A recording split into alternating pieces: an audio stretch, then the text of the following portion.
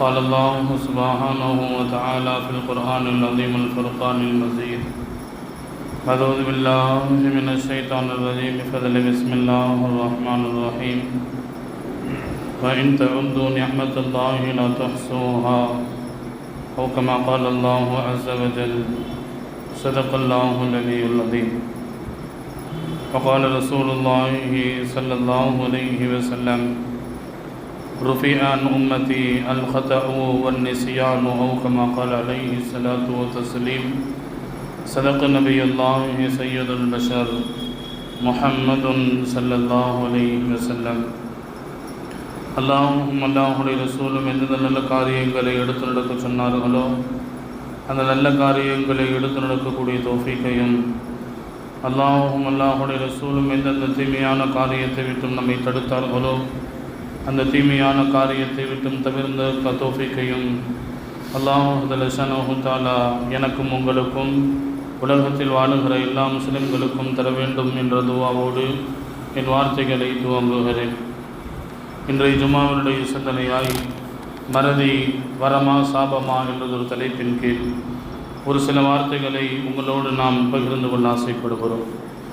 அல்லாஹுவின் அருளை நம் வாழ்வில் ஒவ்வொரு நிமிடமும் ஒவ்வொரு நேரமும் ஒவ்வொரு நாளும் பெற்றிருக்கிறோம். அவைகளை நாம் அனுபவித்து கொண்டிருக்கிறோம். நம் உடலில் உணர்வில், நம்முடைய மூச்சில், பேச்சில், நம்முடைய செயலில், சிந்தனையில், நம்முடைய நடை உடை உணவில் அல்லாஹ்வுடைய அருளை அன்றாட நாம் வெளிப்படுத்தி கொண்டிருக்கிறோம். அல்லாஹ்வுடைய அருள் குறிப்பிட்ட இடத்திலும் குறிப்பிட்ட நேரத்தில் மட்டும் இருக்கிறது என்பதை நாம் சுருக்கிவிட முடியாது. இதை குறித்து இறைவன் தன் திருமறையில் பேசுகிற பொழுது வஇன் தஉது நிஅமத்தல்லாஹி லா துஹ்ஸூஹா, இந்த உலகத்தில் அல்லாஹ்வுடைய அருளை நீங்கள் அளவிட்டால் அதை நீங்கள் அளவிட முடியாது என்று அல் குர்ஆன் அழுத்தமாக பதிவு செய்கிறது. உதாரணம் சொன்னால் புரியும் என்று நினைக்கிறேன். இந்த உலகத்தில் மலைகளின் துளிகளை நம்மால் கண்களால் பார்க்க முடியும். அந்த துளிகளை எண்ணிக்கையால் எண்ணிவிட முடியாது. கடலின் நீரை நம்மால் அளந்துவிட முடியாது. காற்றின் எடையை நம்மால் எடை போட முடியாது. மரத்தின் இலைகளை நம்மால் எண்ணிக்கையால் அடக்கிவிட முடியாது. மணல் மணிகளையும் மணல் துகள்களையும் எண்ணிக்கையால் அடக்கிவிட முடியுமா என்றால் இல்லை என்றுதான் உலகத்தில் எல்லா மனிதர்களும் சொல்லுவார்கள். அதுபோல அல்லாஹ்வுடைய அருளை நம்மால் அளவிட முடியாது என்பதை இந்த நேரத்தில் அல் குர்ஆன் நமக்கு மிக தெளிவாக சொல்லித் தருகிறது. கண்ணியத்திற்குரிய அல்லாஹ்வின் நல்லடியார்களே, அல்லாஹ்வுடைய அருளை அன்றாட அதிகம் இந்த மனித சமூகம் அனுபவித்துக் கொண்டிருக்கிறது. அல்லாஹ்வுடைய அருள் இல்லாமல் நம்மால் இந்த உலகத்தில் வாழ முடியாது. அல்லாஹ்வுடைய அருள் இல்லாமல் அணுக்கூட அகிலத்தில் அசையாது என்பது அல் குர்ஆன் நமக்கு சொல்லித் தருகிற செய்தி என்பதை நாம் கவனத்தில் வைக்க வேண்டும். கண்ணியத்திற்குரியவர்களே, அல்லாஹ்வுடைய அருள் ஒன்று. இந்த உலகத்தில் பல அருள்கள் இருக்கிறது. அந்த அல்லாஹ்வுடைய அருள்களில் ஒன்றுதான் ஞாபக சக்தி. மற்றொன்று அல்லாஹ்வுடைய அருள்களில் ஒன்றுதான் மறதி என்கின்ற அந்த சிந்தனை. இதுவும் அல்லாஹ்வுடைய அருள்தான். மனித சமூகத்தின் ஞாபக சக்தியும் சிந்தனை ஆற்றலும் இந்த உலகத்தில் இயந்திரங்கள், கணினிகள் கூட தோற்று போகிவிடும். அந்த அளவிற்கு அல்லாஹ் ஞாபக சக்தியை மனித இனத்திற்கு தந்திருக்கிறான். அந்த ஞாபக சக்தி என்பது அல்லாஹ்வுடைய அருள். அதே நேரத்தில் மறதி என்பதும் அல்லாஹ்வுடைய அருள் தான். எப்படி என்றால், இந்த உலகத்தில் மனிதனுக்கு மறதி என்ற ஒன்று மட்டும் இல்லை என்றால் அவனுடைய வாழ்வை பைத்தியம் பிடித்து போகிவிடும். அவனுடைய வாழ்வினுடைய முன்னேற்றம் தடையாகிவிடும். அவனுடைய வாழ்வில் வருங்கால வாழ்வினுடைய பயணம் அவனுக்கு கடினமானதாக மறதி இல்லை என்றால் ஆகிவிடும் என்பதை நபிகள் நாயகம் ஸல்லல்லாஹு அலைஹி வஸல்லம் தன் வார்த்தைகளின் மூலம் தெளிவுபடுத்துகிறார்கள். மறதி இல்லைன்னா மனிதனுடைய வாழ்க்கை பைத்தியம் பிடித்து போகிவிடும். முன்னேற்றம் தடையாக ஆகிவிடும். மனிதனுடைய வருங்கால வாழ்க்கையினுடைய பயணம் கடினமானதாக ஆகிவிடும். மறதி என்பது அல்லாஹ்வுடைய அருள் என்பதை அன்னலார் நமக்கு மிக அழகாக சொல்லித் தருகிறார்கள். ஹஜ்ரத் ஆதம் அலைஹிஸ்ஸலாம் அவர்கள், அல்லாஹ் அவர்களை படைக்கிறான். படைத்ததற்கு பின்னால் அல்லாஹ் ஜல்லல்லாஹு தஆலா உலக அழியும் காலம் வரை அவர்களுடைய சந்ததிகள் யார் யார் இருக்கிறார்களோ எல்லா சந்ததிகளையும் அல்லாஹ் ஆதம் அலைஹிஸ்ஸலாம் அவர்களுக்கு முன்னால் இவர்களெல்லாம் உங்களுடைய சந்ததிகள் என்று எடுத்து காட்டுகிறார். அந்த சந்ததிகளை ஒரு பார்வை பார்க்கிறார்கள் ஹதரத் ஆதம் அலைஹிஸ்ஸலாம். பார்க்கிற பொழுது அதில் ஒரே ஒரு உருவம் மட்டும் கொஞ்சம் அபூர்வமாக இருக்கிறது, அழகு அதிகமாக இருக்கிறது. அதனால் ஹதரத் ஆதம் அலைஹிஸ்ஸலாம் அவர்கள் அந்த உருவத்தின் மீது ஈர்ப்பு ஏற்படுகிறது.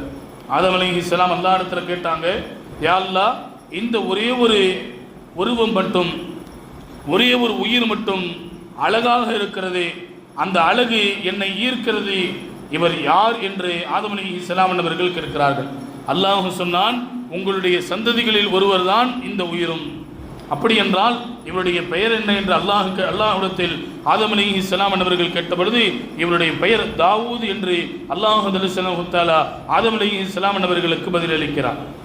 அப்படி என்றால் இவருடைய ஆயுள் காலம் எவ்வளவு யா அல்லாஹ் என்று ஆதம் அலைஹிஸ்ஸலாம் அல்லாஹ்விடத்தில் கேட்கிறார்கள். ஆதம் அலைஹிஸ்ஸலாம் அவர்களிடத்தில் அல்லாஹ் சொன்னான், தாவூத் அலைஹிஸ்ஸலாம் அவர்களுடைய ஆயுள் காலம் என்பது 60 வருட காலங்கள் தான். 60 வயது வரையும் தான் இந்த உலகத்தில் அவர்கள் வாழ்வார்கள், அதற்கு பின்னால் மரணம். ஆதம் அலைஹிஸ்ஸலாம் அல்லாஹ்விடத்தில் சொன்னாங்க, யா அல்லாஹ், இவ்வளவு அழகாக இருக்கிறார், அபூர்வமாக இருக்கிறார், இவருடைய அழகு எனக்கு ஈர்ப்பை ஏற்படுத்துகிறது. அதனால் என்னுடைய வயதிலிருந்து ஒரு 40 என்னுடைய சந்ததிகளில் தாவூதாக இருக்கிற அந்த உயிருக்கு, அந்த ரூஹுக்கு, அந்த உருவத்திற்கு நீ கொடுத்துவிடு என்று அல்லாஹ்விடத்தில் ஹதரத் ஆதம் அலைஹிஸ்ஸலாம் அவர்கள் வேண்டுகோள் வைக்கிறார்கள். அல்லாஹ் அதற்கான அனுமதியும் தருகிறான், அல்லாஹ் அதை ஒப்புவும் கொள்ளுகிறான். கணியத்திற்குரிய அல்லாஹ்வினடியார்களே, இந்த நிகழ்வு நடந்து கொண்டிருக்கிற இந்த வேளையில் ஆதம் அலைஹிஸ்ஸலாம் அவர்கள் இந்த பூமிக்கு வருகிறார்கள், குழந்தைகளை பெற்றெடுக்கிறார்கள். ஆதம் அலைஹிஸ்ஸலாம் அவர்களுக்கும் மரணம் சம்பவிக்கிறது, மரணம் அவர்களை வந்து சந்திக்கிறது. ஆதம் அலைஹிஸ்ஸலாம் அவர்களுக்கு முன்னால் மலக்குல் மௌத் வந்து நிற்கிறார். உலகத்தில் பிறப்பு என்பது எப்படி இயற்கையோ அது போல இறப்பும் இயற்கைதான். ஏன் பிறக்கிறோம்? இந்த உலகத்தில் வாழ்வதற்கல்ல, இறப்பதற்காக வேண்டிதான் ஒவ்வொரு மனிதனும் பிறக்கிறார். இந்த இரண்டுக்கும் இடைப்பட்ட காலம் மனிதன் தன் வாழ்வை புனிதமாக ஆக்கிக் கொள்ள வேண்டும். அப்படி ஆக்கிக் கொண்டான் என்றால் அந்த வாழ்வினுடைய அங்கீகாரமாக இறை பொருத்தம் நமக்கு கிடைக்கும், கபரில் வெளிச்சம் கிடைக்கும். நாளை மறுமையில் உயர்ந்த அந்தஸ்தாக இருக்கிற சுமணபதி அல்லாஹ் ஜல்லல்லாஹு தஆலா தருகிறார். இந்த உலகத்தில் வாழ்வியினுடைய அந்த வாழ்நாளினுடைய அற்புதத்தை அண்ணல் பெருமான் ஸல்லல்லாஹு அலைஹி வஸல்லம் நமக்கு சொல்லித் தருகிறார்கள். ஆதம் அலைஹிஸ்ஸலாம் அவர்களுக்கு முன்னால் மலக்குல் மௌத் வந்து நிற்கிறார். உங்களுடைய ரூஹை அல்லாஹ் கைப்பற்றி விட்டு வர சொன்னான். ஆதம் அலைஹிஸ்ஸலாம் சொன்னாங்க, எனக்கு அல்லாஹ் கொடுத்த ஆயுள் காலங்களில் இன்னும் 40 வருடங்கள் பாக்கியாக இருக்கிறது, 40 வருடங்கள் இன்னும் மீதம் இருக்கிறது, இப்பொழுது நீங்கள் வந்து விட்டீர்களே என்று மலக்குல் மௌத்திடத்திலே ஆதம் அலைஹிஸ்ஸலாம் அவர்கள் கேட்கிறார்கள். அப்போ அல்லாஹ் உடனே ஞாபகப்படுத்துகிறான், நீங்கள் இது மாதிரி சுவர்க்கத்தில் இருக்கிற பொழுது உங்களுடைய சந்ததிகள் எல்லாம் உங்களுடைய கண்ணுக்கு முன்னால் காட்டப்பட்டது. அந்த நேரத்தில் ஒரே ஒரு ரூஹை பார்த்து, ஒரே ஒரு சந்ததியை பார்த்து அதிகம் ஈர்ப்பு ஏற்படுகிறது என்று நீங்கள் சொன்னீர்கள். இவருடைய ஆயுள் காலம் எவ்வளவு என்று நீங்கள் கேட்டீர்கள். நாம் 60 என்று சொன்னோம். மலக்குகள் இவர்களுக்கு விளக்கத்தை சொல்லிக் கொண்டிருக்கிறார்கள் ஆதம் அலைஹிஸ்ஸலாம் அவர்களுக்கு. ஆதம் அலைஹிஸ்ஸலாம் அவர்கள் சொன்னார்கள், இல்லை இல்லை, நான் அப்படி சொல்லவில்லை, அப்படி சொன்னதாக எனக்கு நினைவு இல்லை, நான் அந்த செய்தியை மறந்துவிட்டேன் என்று ஆதம் அலைஹிஸ்ஸலாம் அவர்கள் மலக்குகளிடத்திலே, மலக்குல் மௌத்திடத்திலே ஆதம் அலைஹிஸ்ஸலாம் அவர்கள் சொன்னார்கள். கடைசியாக என்ன நடந்தது, அல்லாஹ் அவர்களுக்கு என்ன வாய்ப்புகளையும் வாக்குறுதிகளையும் தந்தான் என்பது நீண்ட ஹதீஸ் நமக்கு சொல்லித் தருகிற செய்தி. ஸல்லல்லாஹு அலைஹி வஸல்லம் அவர்கள் இந்த ஹதீஸை முடிக்கிற பொழுது இப்படி சொல்கிறார்கள், வனசிய ஆதமு வனசியத் ذُرِّيَّتُهُ. ஆதம் அன்றை மறந்தார், ஆதமனுடைய சந்ததிகள் அவர்களுடைய பிச்சரங்கள் இன்றைக்கு மறந்து கொண்டிருக்கிறது. வஹத்தி ஆதமு, ஆதம் அலைஹிஸ்ஸலாம் அவர்கள் அன்று தவறு செய்தார்கள், நான் தெரியாமல் கொடுத்துட்டேன், எனக்கு தெரியல, கொடுத்ததாக எனக்கு நினைவு இல்லை என்று அன்று அவர்கள் தவறு செய்தார்கள். ஆதம் அலைஹிஸ்ஸலாம் அவர்களுடைய பிச்சலங்களாக இருக்கிற அவர்களுடைய சந்ததிகள் இன்றைக்கு தவறுகளை செய்து கொண்டிருக்கிறார்கள் என்று நபிகள் நாயகம் ஸல்லல்லாஹு அலைஹி வஸல்லம் இந்த ஹதீஸை நிறைவு செய்கிறார்கள். என்றால் மறதி இந்த உலகத்தில் எல்லா மனிதர்களுக்கும் உண்டு என்பதை நாம் இந்த வரலாற்றின் மூலம் புரிந்து கொள்ள வேண்டிய செய்தி. உலகத்தில் இன்னைக்கு மருத்துவர்களை நாம் சந்திக்கிறோம். மருத்துவர்களை சந்திக்கிற பொழுது சுகர் இருக்குதுன்னு வச்சுக்கோங்களேன், அவர் கேட்பார், உங்கள் வீட்டில் உங்கள் அத்தாவுக்கு இருக்குதா, உங்கள் தாத்தாவுக்கு சுகர் இருக்குதா, அப்படி இருந்தால் உங்களுக்கும் கன்ஃபார்மாக இருக்கும். இப்போ கரெக்டாக கண்ட்ரோலாக இருக்குது, ஆனால் போக போக உங்களுக்கு வந்துடும். ஏன்னா இது ஒரு பரம்பரை நோய் என்று இந்த உலகத்தில் இவைகளெல்லாம் அறியப்படுகிறது. ஏதாவது ஒரு தொழு நோய் நம்மிடத்தில் இருந்தால், ஒரு அலர்ஜி ஒன்று இருந்தால், உங்களுடைய குடும்பத்தில் யாருக்காவது இருந்திருக்கிறதா என்று மருத்துவர் கேட்பதை இந்த உலகத்தில் இந்த செய்திகளை எல்லாம் நம்முடைய கண்ணுக்கு முன்னால் பார்க்கிறோம். ஆனால் பரம்பரை வியாதி என்பது அகிலத்தில் இல்லை. அதுவும் இஸ்லாமிய பார்வையில் பரம்பரை வியாதி என்பது இல்லை. சுகர் கொடுக்கணும்னு அல்லாஹ் முடிவு செஞ்சுட்டா கொடுத்துட்றான். தோல் நோய்களை இறைவன் கொடுக்க வேண்டும் என்று முடிவு செய்து விட்டால் அல்லாஹ் தந்து விடுகிறான். அப்படி பரம்பரை நோய் ஒன்று இருக்கிறது என்றால் நம்முடைய பரம்பரையில் இருந்தவர்கள் நல்லவர்களாக இருந்திருக்கிறார்கள், மனிதநேயம் உடையவர்களாக இருந்திருக்கிறார்கள், ஏமாற்றக்கூடிய சிந்தனை இல்லாமல் இருந்திருக்கிறார்கள். ஆனால் இன்றைய நவீன காலத்திற்கு தகுந்தால் போல், இன்றைக்கு உலகத்தினுடைய பழக்க வழக்கங்களுக்கு தகுந்தால் போல் நம்முடைய குணங்களை, நம்முடைய செயல்களை, நம்முடைய சிந்தனைகளை நாம் மாற்றிக்கொள்கிறோம். பரம்பரை நோய் என்பது இஸ்லாமிய பார்வையில் இல்லை. ஆனால் பரம்பரை நோய் ஒன்று இருக்கிறது என்றால் அது மறதி மட்டும்தான். ஹதரத் ஆதம் அலைஹிஸ்ஸலாம் அவர்களை தொண்டு தொட்டு இன்று வரை மறதி மனிதர்களுக்கு மத்தியில் இருக்கிறது என்றால், கண்ணியத்திற்குரியவர்களே, இதுதான் நம்முடைய பரம்பரை நோயாக இருக்கிறது. மறதி, மீண்டும் நான் ஞாபகப்படுத்துவேன், ஞாபக சக்தி எப்படி அல்லாஹ்வுடைய அருளோ அதுபோல மறதியும் அல்லாஹ்வுடைய அருள்தான். அல்லாஹ்வுடைய அருள் என்றால் எப்படி? மறதி இந்த உலகத்தில் அல்லாஹ் மனிதர்களுக்கு தந்திருக்கிற அன்பளிப்புகளில் ஒரு அன்பளிப்பு. எப்படி? இதையும் ஒரு அன்பளிப்பாக இறைவன் தந்திருக்கிறான். காசு கொடுத்து வாங்க முடியாது. பார்வை இறைவன் அன்பளிப்பாக தந்திருக்கிறான், பணம் கொடுத்து வாங்க முடியாது. உடலின் உறுப்புகள் அல்லாஹ் அன்பளிப்பாக கொடுத்திருக்கிறான், இவைகளை பணம் கொடுத்து வாங்க முடியாது. ஒருவர்கிட்ட கை இல்லை, ஒரு கோடி கொடுத்து ஒரு கையை வாங்க முடியுமா? உலகத்தில் எத்தனை மருத்துவர்கள் சேர்ந்தாலும் இது சாத்தியம் இல்லை என்பது குர்ஆன் சொல்லக்கூடிய சத்தியம் என்பதை நாம் கவனத்தில் வைக்க வேண்டும். நான் சொல்ல வருகிற செய்தி, மறதியை இறைவன் எப்படி நமக்கு உறுப்புகளை அன்பளிப்பாக தந்திருக்கிறானோ அதுபோல மறதியையும் இறைவன் நமக்கு அன்பளிப்பாக தந்திருக்கிறான். எப்படி தெரியுமா? நம் வாழ்நாளில் எத்தனையோ கஷ்டங்களை நாம் சந்திக்கிறோம், நஷ்டங்களை சந்திக்கிறோம், உயிர் இழப்புகளை சந்திக்கிறோம், பொருளாதாரத்தினுடைய இழப்புகளை சந்திக்கிறோம். இவைகளெல்லாம் நாம் மறக்கவில்லை, ஞாபகத்திலே இருந்தது என்றால் நம்முடைய வாழ்வு பைத்தியம் பிடித்து போய்விடும், நம்முடைய வாழ்வினுடைய முன்னேற்றம் தடையாக ஆகிவிடும். வருங்கால வாழ்வு சோகமானதாக, கஷ்டமானதாக மாறி போய்விடும். மறதியை அல்லாஹ் ஜல்லஷானஹு தஆலா இந்த உலகத்தில் தந்து மனிதனின் மறுமலர்ச்சிக்கு இறைவன் வித்திடுகிறான் என்பதை மறதியின் மூலம் நம்மால் புரிந்து கொள்ள முடிகிறது. காலப்போக்கில் நம்முடைய பல்வேறு கஷ்டங்களும் நஷ்டங்களும், பல்வேறு துயரங்களும் சோகமான செய்திகளும் காலப்போக்கில் காற்றோடு காணாமல் போகிவிடுகிறது. இந்த மறதி இறைவன் இந்த மனிதர்களுக்கு அன்பளிப்பாக தந்திருக்கிறார். அந்த மறதி என்பது இபாதத்தில் மறதி வருவதும் கூட அல்லாஹ்வுடைய அருள்.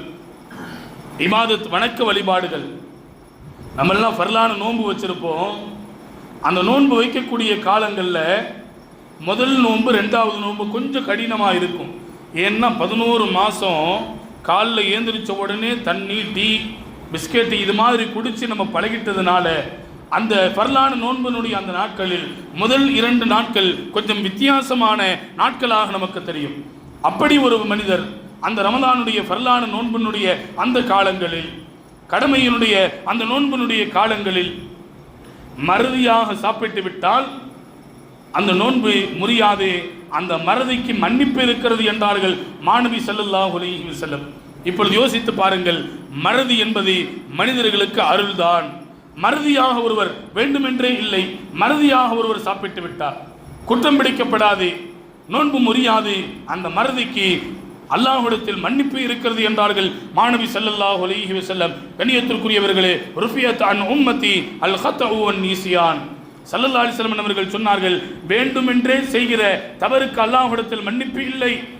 ஒரு மனிதர் மறதியாக ஏதோ ஒரு தவறை செய்துவிட்டார், ஏதோ ஒரு குற்றங்களை செய்துவிட்டால் அல்லாஹ்விடத்தில் மன்னிப்பு இருக்கிறது, அல்லாஹ் அவர்களை குற்றம் பிடிக்க மாட்டான் என்றார்கள் மாணவி ஸல்லல்லாஹு அலைஹி வஸல்லம். கண்ணியத்திற்குரியவர்களே, அதனால்தான் தொழுகை என்பது அல்லாஹ்விடத்தில் இருந்து தந்திருக்கப்படுகிற ஒரு இபாதத் என்பதோடு மட்டுமல்ல, ஒரு மாபெரும் அன்பளிப்பு. இஸ்லாத்தினுடைய 50 கடமைகளில் 4 கடமைகள் இந்த பூமியில் கடமையாக்கப்பட்டது.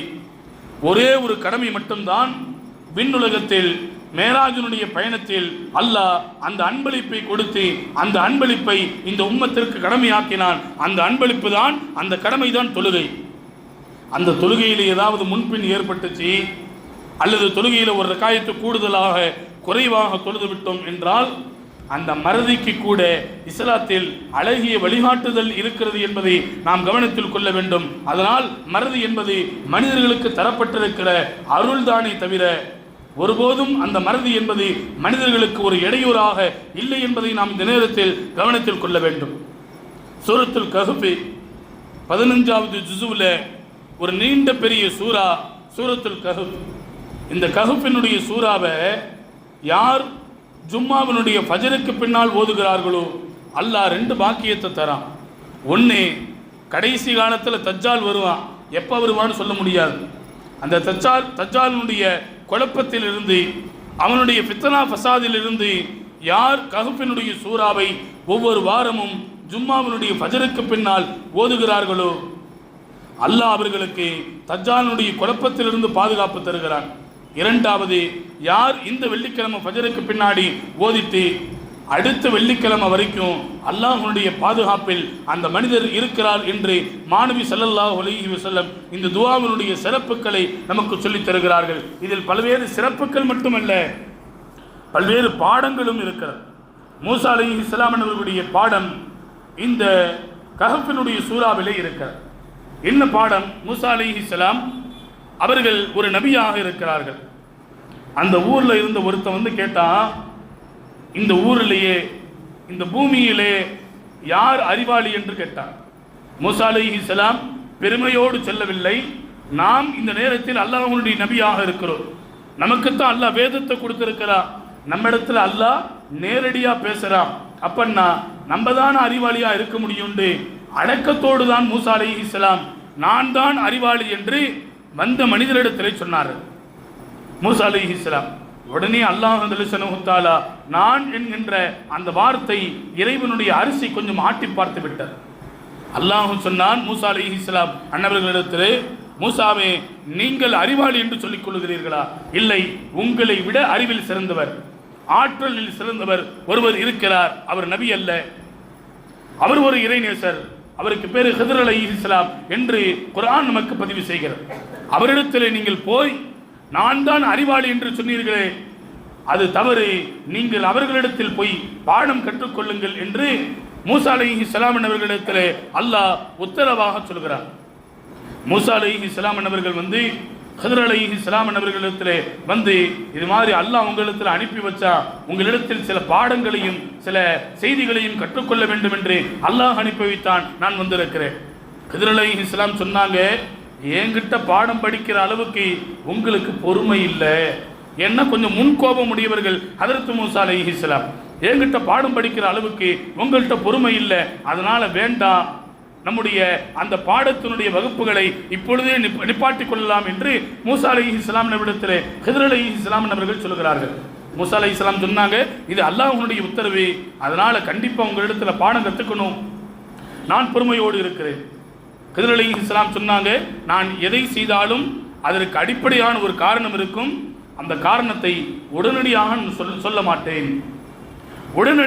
சொல்ல மாட்டேன், அதற்கான காரணத்தை பின்னால் அதற்கான விளக்கத்தையும் விவரங்களையும் சொல்லுவேன், அதுவரை நீங்கள் பொறுமையோடு இருக்க வேண்டும்.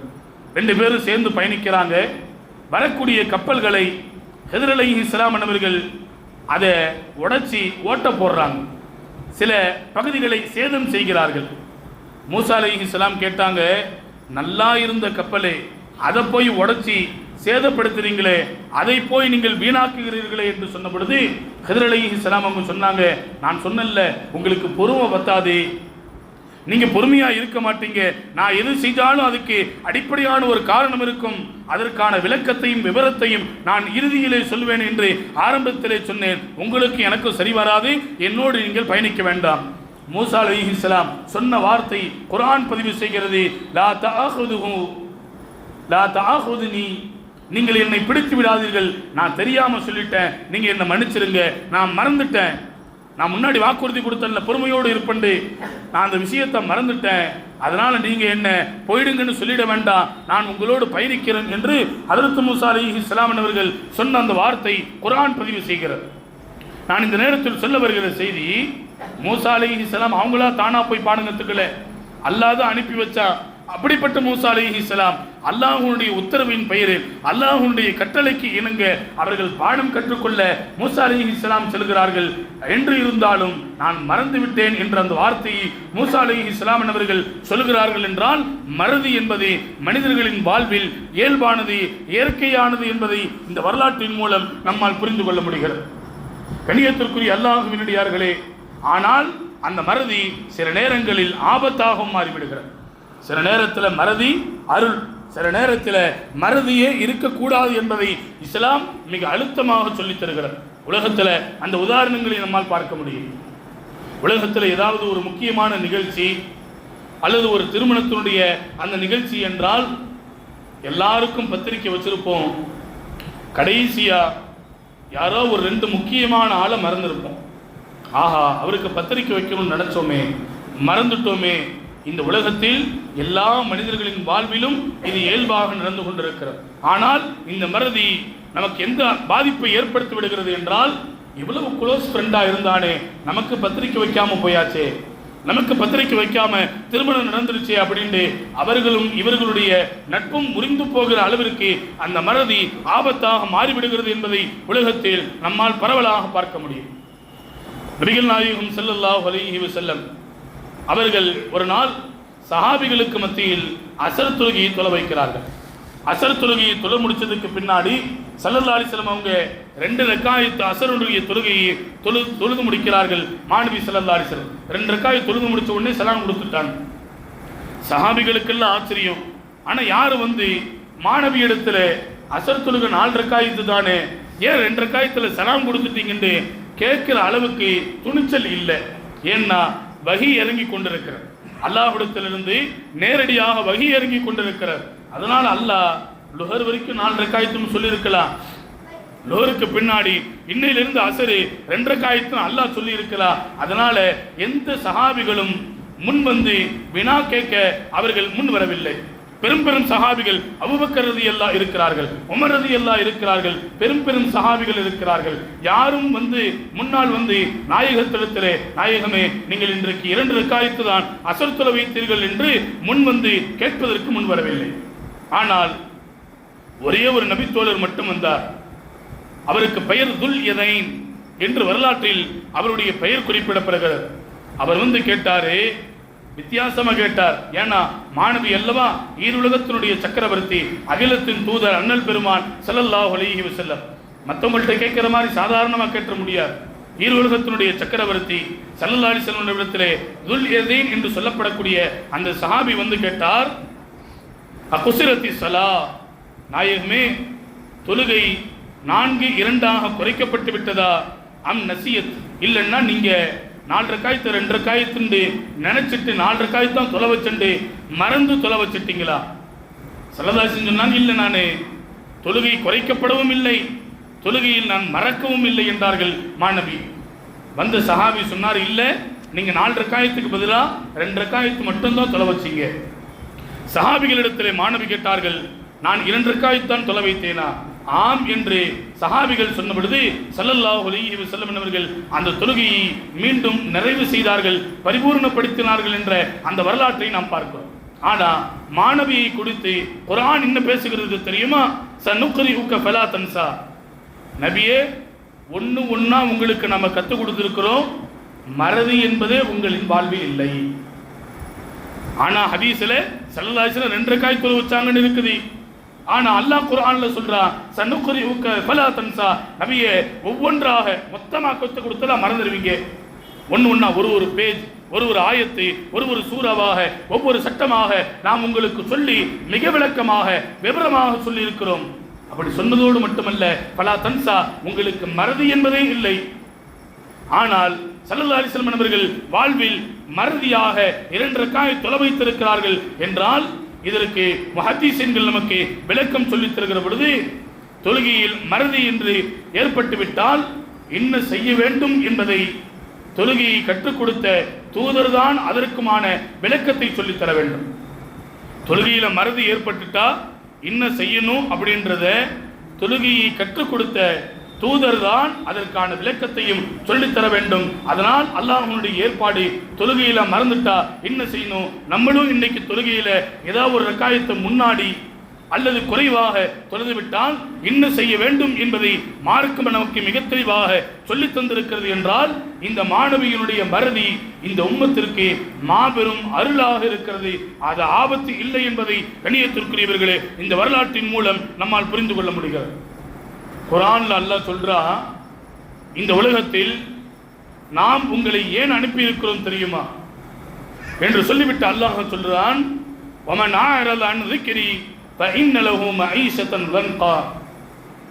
இந்த உலகத்தில் நாம் எந்த நோக்கத்திற்காக வேண்டி எந்த இலக்கை அடைய வேண்டும் என்பதற்காக வேண்டி அனுப்பி இருக்கிறோமோ அதை நீங்கள் மறந்து வாழ்ந்தால், எந்த நோக்கம் எந்த இலக்கு அப்படின்றத நீங்கள் மறந்து வாழ்ந்தால் ஃபஇன்ன லஹு மஈஷத்தன் லன்கா, இந்த உலகத்தில் உங்களின் வாழ்வை நெருக்கடியாக ஆக்கி விடுவோம். எவ்வளவு சம்பாதிச்சாலும் பரக்கத்து இல்லை. மனிதர்கள் இன்னைக்கு அதிகமாக பேசிக்கிற வார்த்தை, எவ்வளவு சம்பாதிச்சாலும் பரக்கத்து இல்லை, எவ்வளவு செஞ்சாலும் நிம்மதி இல்லை, மனைவிக்கு எவ்வளவு கொடுத்தாலும் நன்றி இல்லை, பிள்ளைங்களுக்கு எவ்வளவு அக்கறையோடு நடந்து கொண்டாலும் அன்பு ஒரிஜினலா இல்லை, டூப்ளிகேட்டா இருக்கு. இன்னைக்கு உலகத்தினுடைய நீதியாக இவைகளெல்லாம் பார்க்கிறோம். காரணம் என்ன தெரியுமா? நம்முடைய நோக்கம் மறுமை, நம்முடைய இலக்கு மறுமை, அல்லாஹ்வுடைய பொருத்தம். இதை நாம் மறந்துவிட்டோம். குர்ஆன் பேசுகிறது, நீ உன்னுடைய நோக்கத்தையும் இலக்கையும் மறந்துவிட்டால் ஃபஇன்ன லஹு மஈஷத்தன் லன்கா, நாம் இந்த உலகத்தின் வாழ்க்கையை நெருக்கடியாக கஷ்டத்திற்குரியதாக நாம் மாற்றி விடுவோம் என்று அல்லாஹ் ஜல்லல்லாஹு தஆலா திருமறையிலே சொல்லி காட்டுகிறார். இந்த உலகத்தில் அல்லாஹ் தரக்கூடிய தண்டனை நம்ம நோக்கத்தையும் இலக்கையும் மறந்துட்டா மறுமையில அவர்கள் குருடர்களாக எழுப்பப்படுவார்கள். நாளை மறுமையிலே குருடர்களாக எழுப்பப்படுகிற பொழுது அந்த மனிதர்கள் அல்லாஹ்விடத்தில் கேட்பாங்களா, யா அல்லாஹ், பூமியில வாழும் போது எங்களுக்கு பார்வை இருந்துச்சே, ஏன் மறுமையில் எங்களை எல்லாம் குருடர்களாக நீ எழுப்பி இருக்கிறாய்? அல்லாஹ் சொல்லுவான், உங்களுடைய கண்ணுக்கு முன்னால் என்னுடைய அத்தாட்சிகள் இருந்தது, உங்களுடைய கண்ணுக்கு முன்னால் என்னுடைய வேதத்தினுடைய வசனங்கள் இருந்தது, அவைகளையெல்லாம் நீங்கள் உங்கள் வாழ்வில் எடுத்து நடக்காமல் சத்தியம் எது அசத்தியம் எது ஹலால் எது ஹராம் எது என்பதை மிக தெளிவாக உங்களுக்கு நாம் சொல்லி இருந்தோம். அவைகளையெல்லாம் நீங்கள் மறந்து உலகத்தில் வாழ்ந்தீர்கள். உலகத்தில் வாழும் போது என்ன நீங்க மறந்துட்டீங்க, மறுமையில் மறு உலகத்தில் உங்களை நான் மறந்து விட்டேன் என்று அந்த அடியார்களை பார்த்து அல்லாஹ் சொல்லுவான் என்று குர்ஆன் பேசுகிறது. என்றால் கண்ணியத்திற்குரியவர்களே, இந்த மறதி ஆபத்தான்.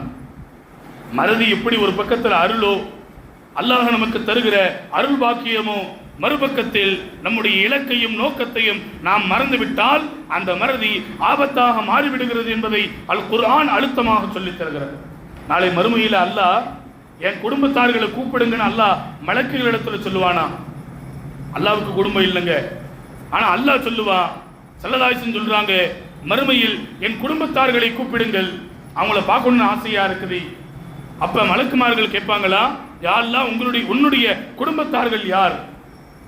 அல்லாஹ் சொல்லுவான், யார் யாரெல்லாம் உள்ளத்தில் குர்ஆனை சுமந்தார்களோ, குர்ஆனை மனனம் செய்து ஒரு ஆயத்தா இருக்கட்டும், ஒரு சூறாவா இருக்கட்டும், முழு குர்ஆனாக இருக்கட்டும், அதை அவர்கள் சுமந்திருக்கிறார்களோ அவர்கள்தான் என்னுடைய குடும்பத்தார்கள், அவர்களை நீங்கள் அழையுங்கள் என்று அல்லாஹ் நாளை மறுமையிலே மலக்குகளிடத்தில் சொல்லுவார். ஸல்லல்லாஹு அலைஹி வஸல்லம் சொன்னாங்க, குர்ஆன் உலகத்தில் ஒரு சிறந்த வாக்கியமாக சிறந்த அன்பளிப்பாக கொடுக்கப்பட்டிருக்கிறது. ஆனா ஒவ்வொரு பாவமும் என்னுடைய கண்ணுக்கு முன்னால் எடுத்து காட்டப்பட்டது, அந்த பாவத்தினுடைய தண்டனைகளும் என்னுடைய கண்ணுக்கு முன்னால் எடுத்து காட்டப்பட்டது. பாவத்தில் பெரிய பாவம் என்பது குர்ஆனை மறப்பது, அதற்கான தண்டனை என்பதும் கடினமானதாக இருக்கிறது என்று மாணவி ஸல்லல்லாஹு அலைஹி வஸல்லம் அவர்கள் சொல்லித் தருகிறார்கள். அதனால் குர்ஆனை மறக்கிற அந்த மறதி இருக்கிறது, அதுவும் ஆபத்தானது என்பதை அண்ணல் பெருமான் ஸல்லல்லாஹு அலைஹி வஸல்லம் அன்னவர்கள் நமக்கு சொல்லித் தருகிறார்கள். கண்ணியத்திற்குரிய அல்லாஹ்வினுடையார்களே, இந்த வரிசையில் இஸ்லாமிய பார்வையில் எந்தெந்த மறதிகள் எல்லாம் அருள், எந்தெந்த மறதி எல்லாம் ஆபத்து என்பதை நாம் வரிசைப்படுத்தினோம். ஆனா இன்னைக்கு தேசிய நோய் ஒன்று இருக்கிறது. தேசிய பார்வையில் மறதி மிகப்பெரிய ஒரு நோயாக இருக்கிறது. இன்னும் நோய் தெரியுமா? புதிய செய்தி வந்தால் பழைய செய்திகள் மறக்கடிக்கப்படுகிறது, பழைய செய்திகள் நம்முடைய ஞாபகத்திலே இருக்கிறது இல்லை. சமீபத்தில் நடந்த ஒரு மருத்துவனுடைய கொலை, அதுக்கு பின்னாடி ஒரு புதிய செய்தி வந்துடுச்சுன்னா அதை நாம் மறந்து விடுகிறோம். கணியத்திற்குரியவர்களே, எத்தனை எத்தனை அட்டூழியங்களும் பாவங்களும் இந்த உலகத்தில் அன்றாட நடைபெற்றுக் கொண்டிருக்கிறது. அந்த பாவத்துக்கெல்லாம் அடிப்படையான காரணங்கள் என்ன என்பதை ஆய்வாளர்கள் நமக்கு சொல்லித் தருகிற பொழுது ரெண்டு விஷயம்தான் இன்னைக்கு பாவங்கள் இந்த பூமியில் அதிகமாகுவதற்கு காரணம் என்பதை ஆய்வாளர்கள் நமக்கு சொல்லித் தருகிறார்கள். ஒன்று மது, இரண்டாவது தவறான படங்கள். இந்த ரெண்டின் மூலமாகத்தான் பல்வேறு பாவங்கள் இந்த பூமியில் அரங்கேறுகிறது என்று ஆய்வாளர்கள் நமக்கு சொல்லித் தருகிறார்கள். என்றால் கண்ணியத்திற்குரியவர்களே, வளர்கிற இளைய சமூகத்தை உற்று நோக்கி அவர்கள் மறதியிலே இருக்கிறார்கள். மீண்டும் மீண்டும் அவர்களுக்கு ஞாபகப்படுத்தி மறுமலர்ச்சிற்கான வாய்ப்பையும் வாழ்க்கையையும் ஏற்படுத்தி தர வேண்டிய தார்மீக கடமை, தார்மீக பொறுப்பு ஒவ்வொரு பெற்றவர்களுக்கும் உண்டு. செல்போன் கேட்ட உடனே வாங்கி கொடுத்துடுறோம். என்ன செய்யறான், யார்கிட்ட சேட் பண்றான், எதை பார்க்கறான் என்பதை கண்காணிக்க இன்றைக்கு நாம் தவறிவிட்டோம், மறந்து விட்டோம். நமக்கு புரியுற மாதிரி சொல்றதா மறந்துட்டோம். ஆனால் அந்த மறதி ஆபத்தானது என்பதை இஸ்லாம் நமக்கு எச்சரிக்கையாக சொல்லித் தருகிறது. அதனால் உலகத்தில் வாழ்கிற பொழுது நம்முடைய இலக்கை, லட்சியத்தை மறக்காமல் அந்த ஞாபகத்தோடு நாமும் பயணித்து நம்முடைய பிள்ளைகளுக்கும் இலக்கையும் லட்சியத்தையும் மறந்துவிடக் கூடாது என்பதை சொல்லி வளர்த்து இந்த உலகத்தில் வாழுகிற பொழுது நம்முடைய இலக்கை முன்னோக்கி வாழ்ந்து கண்ணியத்திற்குரியவர்களே நல்லடியார்களாக, அல்லாஹ்வுடைய அடியார்களாக வாழ்ந்து சிறக்க வல்லோன் அல்லாஹ் வாய்ப்புகள் நல்க வேண்டும் என்று இறைவனிடத்திலே பிரார்த்தித்து என் வார்த்தைகளை நிறைவு செய்கிறேன். வாஹிர் தஅவாஹும் அனில் ஹம்துலில்லாஹி ரப்பில் ஆலமீன்.